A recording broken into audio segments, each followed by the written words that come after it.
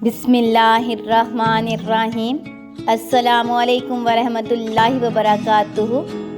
سورہ فاتر تدبر۔ عطاؤں کے سارے وسیلے اللہ کے ہاتھ میں ہیں۔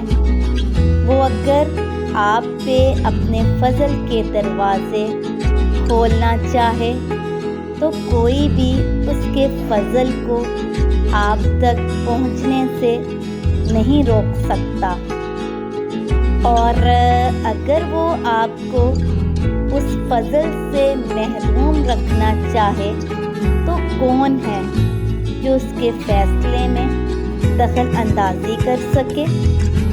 وہی غالب ہے اور وہی حکمتوں والا ہے۔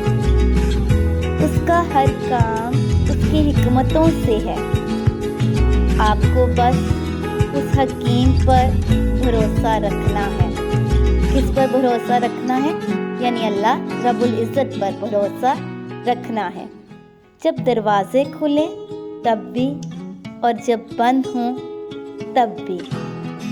اللہ جس رحمت کا دروازہ لوگوں کے لیے کھول دے تو کوئی اسے روکنے والا نہیں، اور جسے وہ روک دے اس کے بعد کوئی اس کو کھولنے والا نہیں، اور وہ زبردست اور حکمت والا ہے۔